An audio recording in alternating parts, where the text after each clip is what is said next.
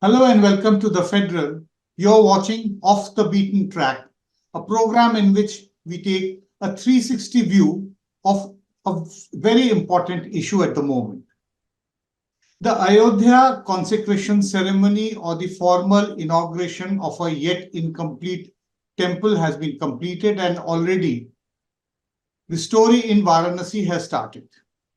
Now, after having reported on the Ayodhya conflict and what is called as the Ram Janmabhoomi Andolan for more than 3 decades, I see, it's a sense of deja vu for me because Varanasi seems to be following in the same line, but possibly maybe a bit quicker than what happened in Ayodhya. So we obviously are going to talk about this and as to how these issues are going to impact the impending parliamentary elections, which would be announced anytime in the first half of March, that is as per our assessment goes. Sometime in April and in May, between various stages of polling, India would go to vote, and then by the end of May, we will have the results and a new government in place. We will know as to which direction India is heading, but trying to explore and understand today's politics, I am joined by a very eminent academician, Professor Ashutosh Varshney, who teaches political science. He's a very well-known name, somebody who's written about Indian politics for last several decades and possibly does not need very much of introduction because he keeps on writing in various important Indian newspapers fairly regularly. Welcome to the program, Professor Ashutosh Varshney.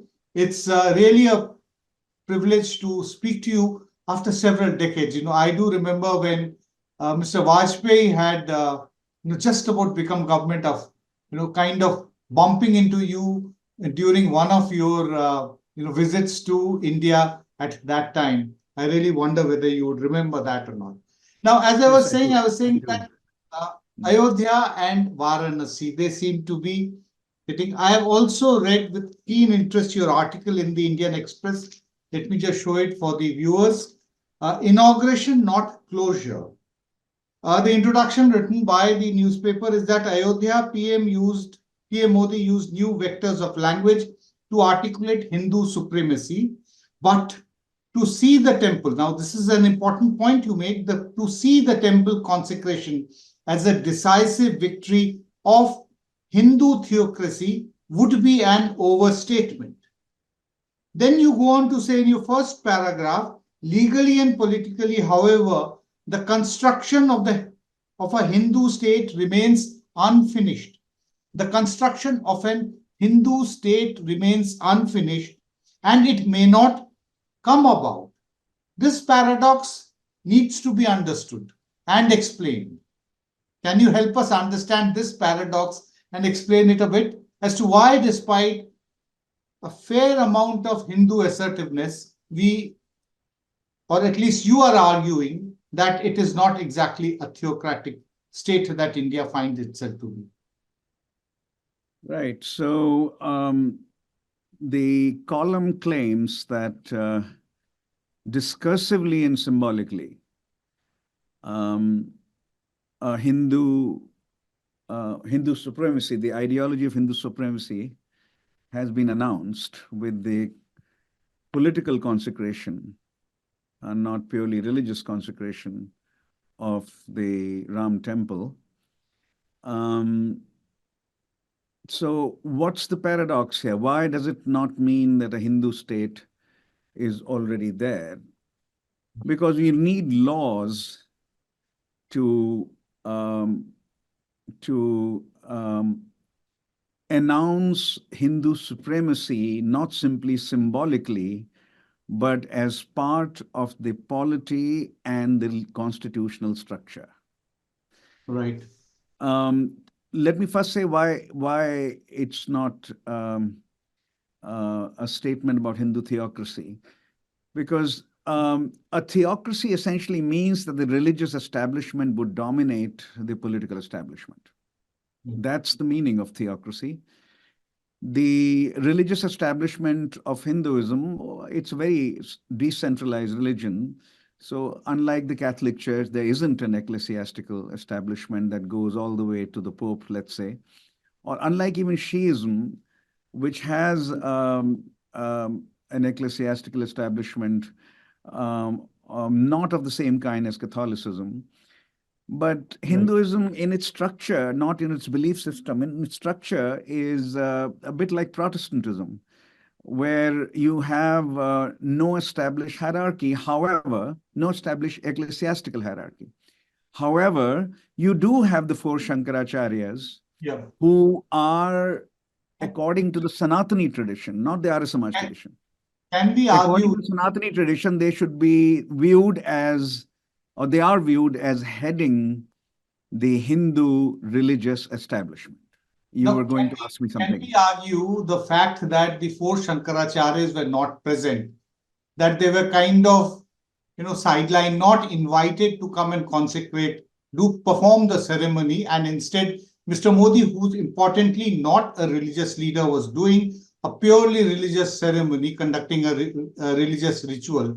Can we say that this is the reason as to why the theocracy has not been? Because the official establishment of Hindu religion is kind of being kept out, if not actually using a very harsh word, that kind of elbowed out. There has actually been a history of tussle between the religious leadership and the Ram Janmabhoomi movement, right from the 1980s. I remember the Shankaracharya of Dwarka used to have major divergences and differences, even gave press statements to which we were invited, that he was against the Vishwa Hindu Parishad movement, that many of them, of the ceremonies which they are doing, were actually irreligious. That's correct. For the claim about Hindu theocracy to go through, you will have to have the Shankaracharyas in command, at least according to Sanatani tradition, not Arya Samaj tradition. That is a very important tradition in Hinduism as well. Arya Samaj won't recognize the Shankaracharyas. But anyway, according to Sanatani tradition, which is perhaps the more popular tradition of Hinduism, if the Shankaracharyas are not in command, that means there isn't a theocracy. It was the political establishment which was in command on January 22nd. You had the Prime Minister there, you had the Chief Minister of Uttar Pradesh there, you had the Governor of Uttar Pradesh there, and you had one non-constitutional authority also. RSS chief. That's the RSS. That's the RSS. The RSS is not a religious establishment. Right. And even after, let's suppose for a minute that Varanasi will go through the same trajectory as Ayodhya. Let's suppose for a minute. I'm not saying it will happen, it has to happen. Let's suppose for a minute. Even then, either the RSS will be in control or the political establishment. Right. Therefore, the argument about Hindu theocracy does not make intellectual or political sense. It's the political establishment of Hindu nationalism which is in control of these events, not the religious establishment of Hinduism. Right? So that's the claim about theocracy. Now, we can also go towards laws, etc., but you have a question, I think. Yeah. I want to then, can one say that, you have actually tried to, or actually described in your writings and even in your, wherever you have spoken, you have tended to describe India as some kind of a majoritarian democracy or an emerging electoral autocracy. These are the terms that you have used. Would you say we have already arrived at that moment, or would you say that if the BJP wins the 2024 parliamentary elections with a fairly important, significant, majority like it is now, or maybe even higher than this, we would actually arrive at that stage? Majoritarian democracy, it certainly has become. That term can be used from our discipline, political science. And therefore, I have been saying in my more recent writings, last 3-4 years, that India actually is only an electoral democracy today. And or primarily, no, not only, primarily an electoral democracy today. And the 5 years between elections, there is a definition, there is a concept within our discipline about, and also in the field of activism, not simply in the discipline of political science, about what democracy means between the elections, right? 4 years here in America, 5 years in India, more in France, etc. So their democracy is seen in a non-electoral sense. Okay. And there, the following freedoms are absolutely essential to defining a democracy in the non-electoral sense or between elections. One is freedom of expression. The other is freedom of religious practice. The third is freedom of civil society, which is essentially a non-state sector of a polity. It's a non-state, non-governmental sector of the polity, which allows citizens to come together, form organizations, and pursue their interests outside the governmental sector.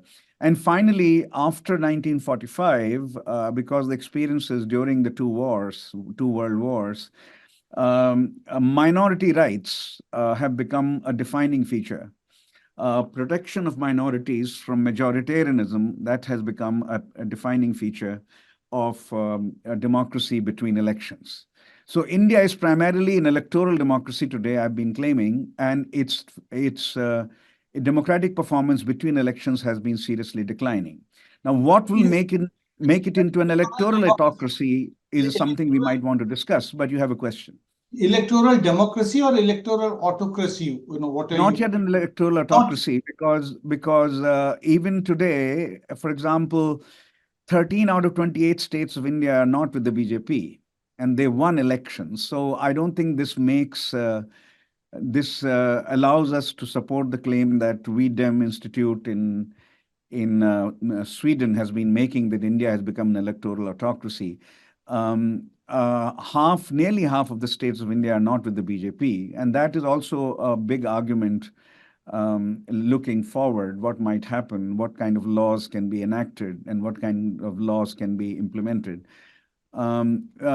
Therefore, no, it's not an electoral autocracy yet. If the states are crushed, if the non-states BJP non-BJP states, if the non-BJP states are crushed into submission, are coerced into submission, or their governments are suspended using 356, then we can use the term electoral autocracy, in my view, and not yet. India is not yet there. It might get there, I don't know. That's very hard to predict, but not yet there. But critics of the BJP say that federalism has been very badly undermined in the last 9.5 years in India. That is correct. Fiscal federalism particularly is curtailed, and even in terms of several other rights, states which are not ruled by the BJP keep on having, conflicts and disagreements with the central government. That's correct. The federal principle of Indian Constitution has been, in my view, quite seriously assaulted by Delhi in the last 9.5 years. But still, it's not reduced to zero. So I think these political judgments are not on a binary, not taken in a binary framework, yes or no. They are judged on a scale. Are you close to 1 or you're close to 0? Close to 1 will be perfect federalism. Close to 0 will be federalism so seriously compromised that it can't be called federalism anymore. India is not close to 0 yet. If it gets there, then you can say federalism is over. And if it gets there, I don't know whether it'll get there, but certainly Delhi's centralization and Delhi's attack on federalism of India is beyond doubt. Would you say that there is a high risk of India, getting to 0? I think so. I think the risk is quite high, especially if after the 24 elections, BJP seats in Lok Sabha go up significantly higher than 303. Let's say if it's 350 or so, if something like that happens, then there will be a temptation in Delhi to use that popular mandate to argue that states must behave. States must obey Delhi, and that's the popular mandate, though that's not what it would mean, that mandate, but that's how it can be interpreted and pushed. Therefore, yes, under those circumstances, you can expect federalism heading towards zero, 350, and certainly if it's 400, which is what they claim they're going for. I don't think it'll be 400. I very much doubt. But if it's significantly higher than the current number, which is 303, significantly higher, not 310 or 305, and certainly not lesser than 303. If it's significantly higher, then the pressures towards greater centralization would be very much in evidence. Okay. Now let's try to go back to, you're saying that Mr. Modi consecrating the temple and, the idol there, the entire ceremony was there. Now, you have said that, that you had found it very problematic. Very simply, why did you find Mr. Modi's presence there? The BJP says that he did it as a Hindu. He's a devout Hindu. So there is no harm in that, or performing the August 2020, Bhumi Pujan ceremony in Ayodhya, the Bhumi Pujan of the new parliament building in December 2020, and even the inauguration of the parliament building in May last year, 2023, when Mr. Modi also performed the religious rituals. So they would say that he is a practicing Hindu and he goes and does these rituals. So what is the problem? The problem simply is that he is not just an individual. He holds constitutional authority, and therefore he must be evaluated. His conduct must be evaluated against constitutional principles. Not only did he play the leading role in the consecration of Ayodhya, if you see his speech, if you examine his speech, the speech made very clear that there would be a connection. That finally he argued, finally there is now a connection between Rama and Rajya, between Ram and the state. He also used the term, through Ram, Bharat ki Rashtriya Chetna ka vikas hoga. Through Ram, India's national consciousness would be aroused further. Now, that is an argument about inclusion of Ram as a symbol of statecraft, which violates the constitutional principles that founded the republic. Therefore, it's not simply a question of whether he's a devout Hindu. He can express that devotion in a different way. But when because he holds the highest constitutional office, or if you argue the second highest constitutional office, certainly he's the head of government, if not head of state. He's head of government in Delhi, and that's a very high constitutional position. And for him to be present there as leading the consecration is very different from being personally devout. It mixes up statecraft with piety, personal piety, and that was to be not done according to the Ambedkar Constitution. I have also been reading a very interesting article which you have written for an academic paper, where you draw parallels between late 19th century and early 20th century America and India. You have referred to the Jim Crow laws, which were there, which actually formalized, legally racialism there. So you have been talking that is this India's Jim Crow moment, that those are the arguments which you have made. I would like to explain to you, for our viewers, that what are you actually trying to examine and suggest. So Jim Crow, part of American history, pejoratively 1880 to 1965. Set of laws. Right. And they didn't apply to all of America. They applied to 11 southern states. So America, if you will, had two kinds of polities, a polity in the north and a polity in the south. And the southern polities uh, legally uh, inscribed or legally legally represented those 11 states the principle of white supremacy. And I'm arguing in that paper that you refer to in Journal of Democracy, published a month ago, that in India, it is not a racial supremacy issue, it's a religious supremacy issue. Instead of white supremacy, a phase of Hindu supremacy has begun, though not yet consolidated, I argue. The first steps have been taken, as the first steps were taken in the American South in the 1880s and 1890s, through laws, which is also one of my main points in the Indian Express column that you cited in the Laws are beginning. not yet there. Right. That the beginning has been made. A beginning has been made, for example, with the CAA in December 2019. But NRC, while announced, has not yet been announced verbally, has not yet been put in practice. And even CAA has not been operationalized yet. So that's the beginning. But if CAA and NRC go further,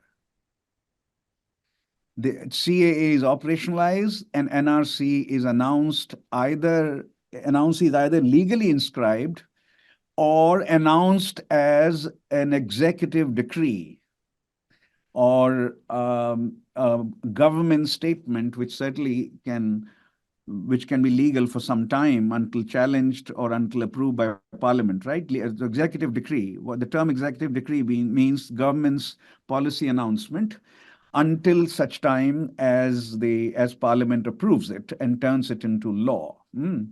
Now, if that happens, then we have very serious steps taken towards a Jim Crow kind of political order, which took the equality of Black community away. They got equality for about roughly for 30 years or so. In India's case, the Hindu-Muslim equality is more than 7 decades old. But in their case, it was 3 decades old, and between 1890 and 1910, in those 2 decades, Blacks became second-class citizens of the American South, and that is the danger confronting India's Muslims today. And I've also made the claim in a recent piece, and there's been a fair amount of commentary on my Journal of Democracy article, that Muslims can be viewed as emerging as the new Dalits of India, while the Dalits are being incorporated into the Hindu fold according to the Hindu nationalist ideology. So that particular argument takes that form. Now, finally, let me also say that I add, using the American example and then drawing that analogy, I add that it will be very hard to implement CAA and NRC in non-BJP states. Right. In BJP states, you can imagine a Jim Crow kind of political reality, where Muslims are clearly second-class citizens and Hindu supremacy is practiced as a governmental form, right? Whereas in non-BJP states, unless they are coerced into submission, recall that 13 states or 14 states, or maybe 12, 13, 14 states in December of 2019, after CAA was passed, said they would not implement CAA. Yes. Right? The implementing authority in India is still with the state governments. Central government does not have an implementation machinery. Central government has to go through state governments to implement a policy. This happened, for example, on land reforms in the 1950s. Land reforms were enacted by Delhi as law, but land reforms were resisted by the state governments. Most state governments, and land reforms failed as a result. And in that case, it was Congress governments that resisted Congress land reform move in 1950s. Here you have non-BJP governments in 13 states so far. I want to understand a bit more about what you said, that Muslims are the new Dalits of India, and the Dalits are being incorporated into the Hindu fold. Right. Dalits being incorporated into the Hindu fold has been happening for a long time, though with great resistance from the Brahminical order of the RSS. But nonetheless, it has happened steadily since 2014, maybe more than in the previous decades. But what do you mean by saying that Muslims are the new Dalits? So the Dalits, after India had a great um, um, guilty conscience, Indian ruling establishment had a guilty conscience about how Dalits had been treated as pariahs, as second class or third class Hindus, and for some outside Hinduism altogether. And the shabby treatment of Dalits through the centuries. For that, the Indian establishment, it's not simply Ambedkar who was Dalit, but almost the entire political establishment of Congress party, though not of the RSS. The RSS was not in favor at that time. The RSS rejected India's constitution to begin with. So it's not simply Ambedkar, the great Dalit figure, political figure and intellectual figure who was given the charge of drafting the constitution. It's not simply him, but virtually the entire Congress establishment was clear that this was wrong, and one of the ways to make up for the centuries-long discrimination and shabby treatment of Dalits was to give them affirmative action, first in the polity and then in educational institutions and the civil service, right? In the government service. Right. Now, that was the beginning of Dalit incorporation, not into the Hindu fold at that time. Dalit incorporation into the larger polity and larger into the higher reaches of the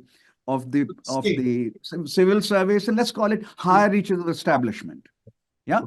Yes. Now, under Mr. Modi, that is being done differently. So, for example, every third Dalit voted for Mr. Modi and BJP in the 2019 elections. And every fourth Dalit had voted for BJP in the 2014 elections. Now, 2019 elections data is very decisive. Some states, not all states, right? No. This is the national data. National data. Yeah, it will be split very differently. In UP, the numbers are very high. More in some states where Hindutva has greater support and less in those states where it doesn't. That is correct. Yes. So now you have, when you have one third of Dalits voting for BJP, then it's incorporation into a Hindutva framework, as opposed to incorporation into the inter-religious secular establishment, which was inaugurated by the Constitution of India in 1950. And affirmative action was a way to get Dalits into that secular establishment, into the highest reaches of that. It was imperfect, but it was done as a legal and policy matter. Right. Right. So that's what I mean here. What I mean here is by that statement, it's at this point a metaphor, an analogy, and an analogy to indicate something important. Analogies and metaphors are never exact.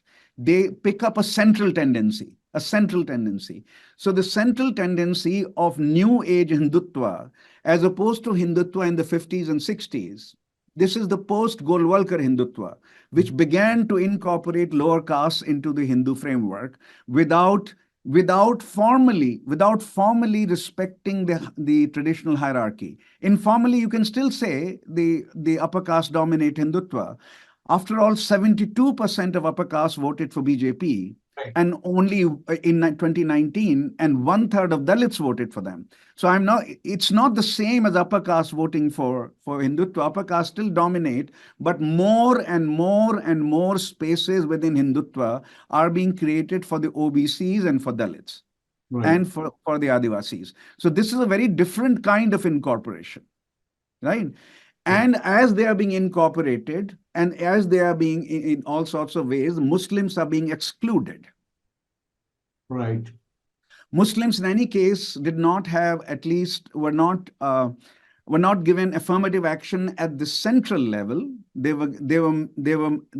have affirmative action the benefit of affirmative action, reservations in some states, as you know, That's in right. some states, but not at the central level, right? And Now, states where they are Muslims kind of under attack from the BJP. Right. So the exclusion of Muslims from the political establishment, and the idea that, for example, what does the CAA do? The CAA basically says that only the Muslim majority countries in the neighborhood of India persecute minorities. Right. Only Muslim majority. Afghanistan, Bangladesh, and Pakistan. Right. Not There is no mention of how, for example, Tamils feel persecuted in Sri Lanka, in a Buddhist majority Sri Lanka, or how Muslims feel persecuted in a Buddhist majority Myanmar, Burma, right? The right. claim, first of all, is that only Muslim majority states of India's neighborhood persecute minorities. And there's also no recognition that there are some Muslim communities within these countries which feel persecuted. They see themselves as minorities. For example, Ahmadis in Pakistan. For example, the Shia of Pakistan. For example, the Hazaras of Afghanistan. Right. Right. Now they see themselves as minorities within a Sunni majority establishment or Sunni majority polity. And Ahmadis, in any case, as early as 1974-75, were declared non-Muslims. Ahmadis are non-Muslims, right?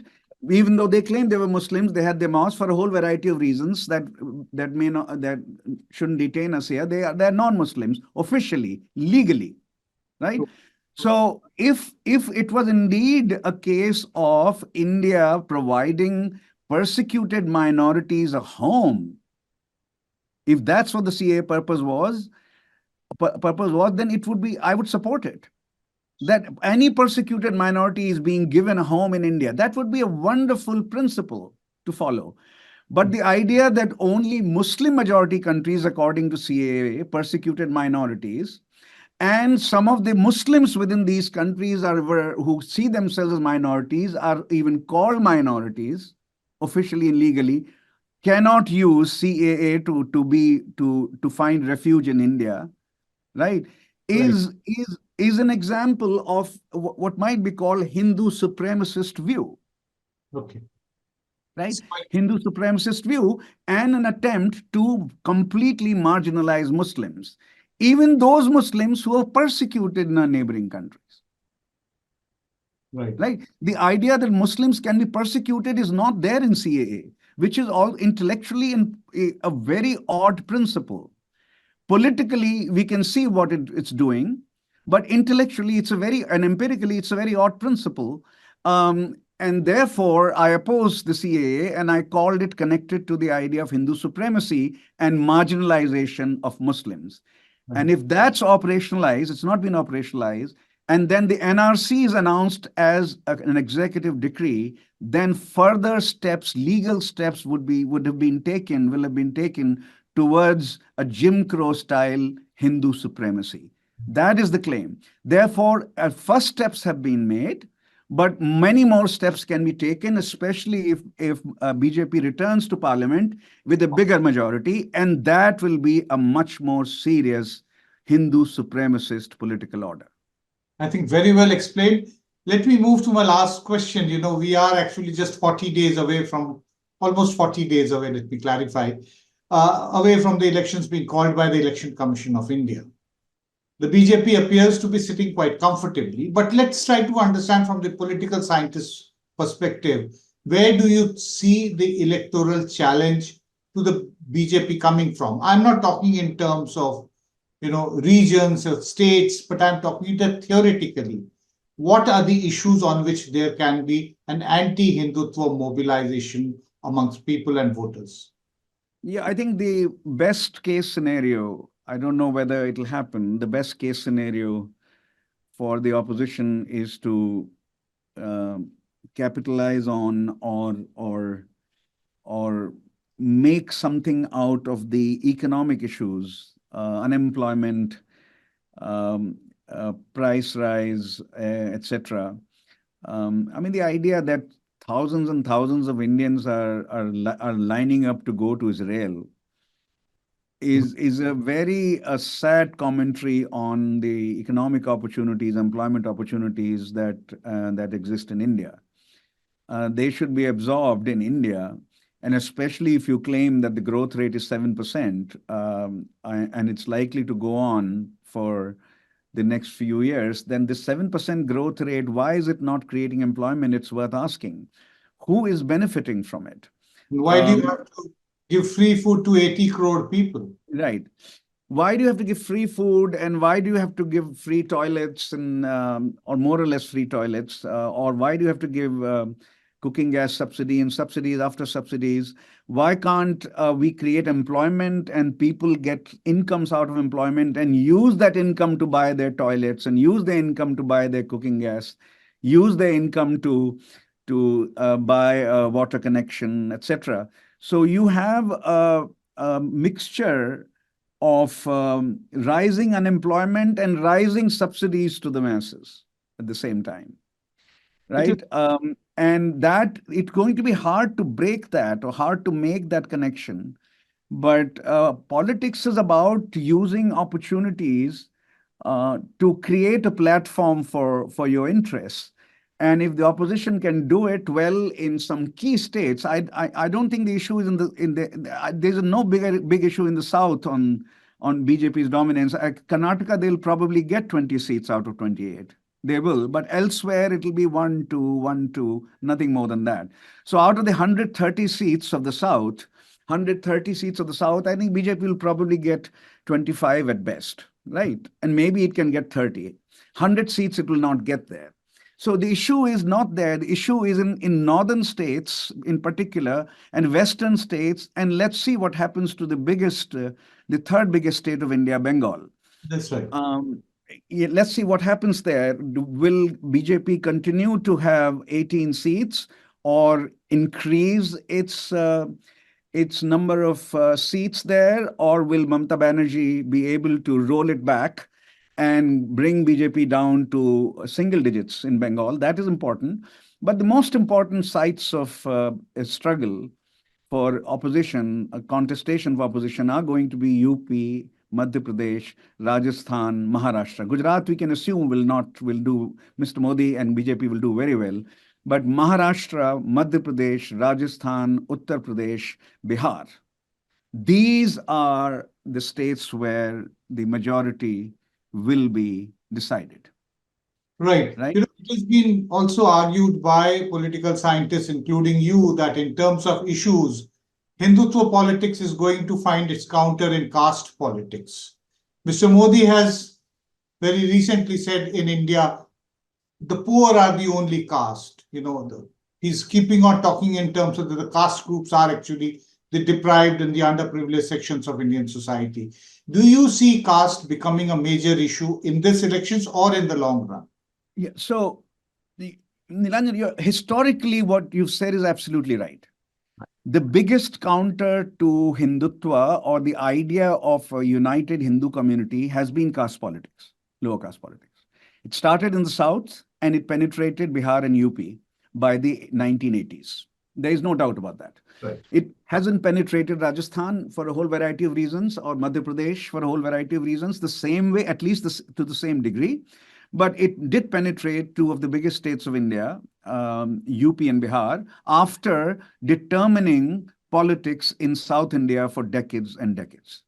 Right? So historically, you're right. The question is, can you have what is come to be called Mandal 2.0 as a counter to Hindutva under Narendra Modi, right? That's right. Can you have that? And one idea that was obviously floated to regenerate lower caste politics or to create a Mandal 2.0 was the caste census. Undoubtedly, there is no doubt about that. Now, how exactly the opposition or what is left of opposition unity after Nitish Kumar's departure and the very difficult issues that have emerged in Bengal, which were avoidable in my view. That's simply bad political management on the part of Congress Party, I think. Bad political management. That's right. Punjab, Punjab is important, but it's always punches above its weight. It has 13 seats, right? So Bengal is very important with its 42 seats. Bengal is extremely important. And Bihar is, and Uttar Pradesh is, and there are 30 seats in Madhya Pradesh. There's 25 and Maharashtra is very important, 48 seats. Rajasthan Very important. Second largest state of India today. Bihar is no longer the second largest state, right? Bihar is now fourth largest. First large, UP, then Maharashtra, then you have Bengal, right? Bengal is the third largest state of India today. So, and then Bihar and then Tamil Nadu. That's the ranking in terms of numbers of seats. Right. So anyway, can it be revived? Historically, that has been the biggest counter. You're right. But can it be revived? That remains an open question. It will be hard to revive it in this election. Can it be revived in 2029 election? That remains a much more serious and fairly open question. I think revival of caste politics in the coming 2 months or so may be very, very difficult. Though I think the way Rahul Gandhi keeps using the caste census in his yatra means that they have not, at least the Congress party has not given up on this idea. But, and the way they criticize Nitish Kumar, for example, for why he went for caste census, and that shows that they may still stick to it. But I very much doubt it will be a very potent platform for 24, for May 24. It can become a potent platform for 29, no doubt about that. I always thoroughly dislike, saying that's very well said on a pessimistic note, but unfortunately, we are at a state in today's India where we actually have to say that, well, that will be for the moment. Let us hope for the best and see that India does not become what you say, an electoral autocracy. It continues to contest the Hindutva politics, maybe with Hindutva, maybe with caste politics, or maybe with socio-economic issues, which are still very important. We are just a few weeks away from the elections, and thank you very much for coming and joining on this very important discussion. I hope that towards the campaign, after we have the verdict, we will be able to converse once again and get a better sense of how much has India changed between now and that moment. Thank you very much, Professor Ashutosh. Thank you.